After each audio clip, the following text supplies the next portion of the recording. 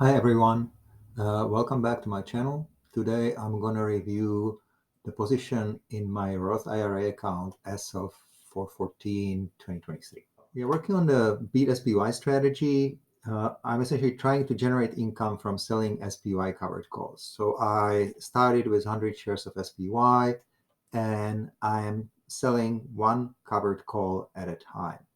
I started the whole strategy on 31st of January with a goal to generate additional 6 to 10% on top of the SPY returns. Well, let's see what the trades were so far. So until last week, I bought 100 shares of SPY on the 31st of January and then sold and covered a few covered calls.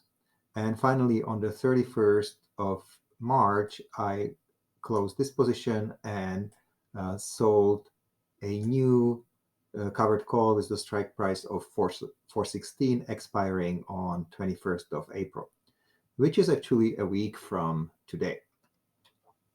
So let's see how the market is doing and where we are.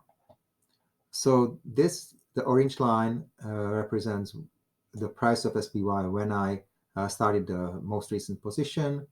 This is the strike price for 16. And you can see that the SPY actually went up nicely, not too fast, reasonably well. It went up about 1% from 2 weeks ago, which is a nice and steady rise.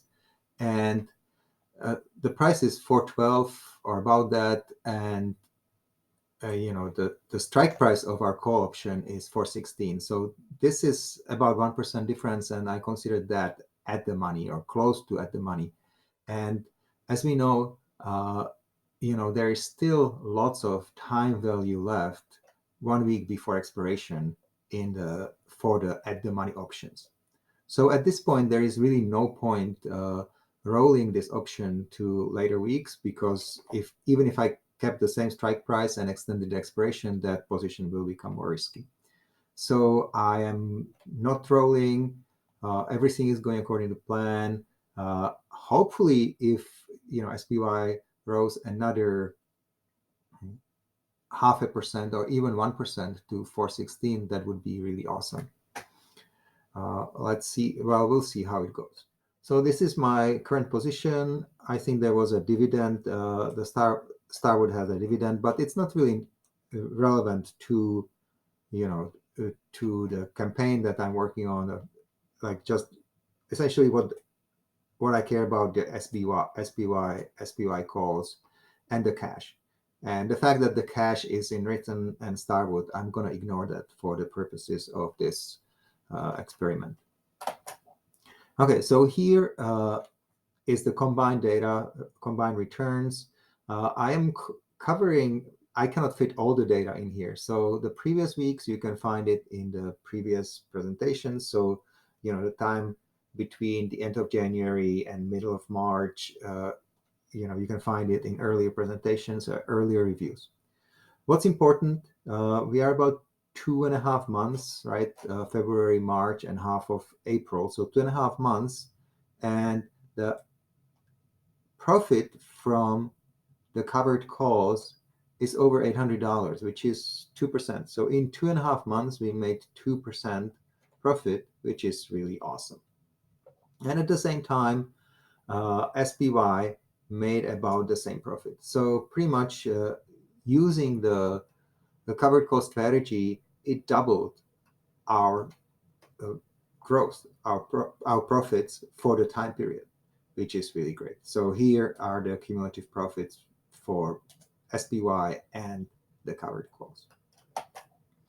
So here it's in the graphical representation. Again, the yellow is the call plus cash, the covered calls plus cash. Orange is the combined value of both SPY, combined profits of both SPY and the covered calls.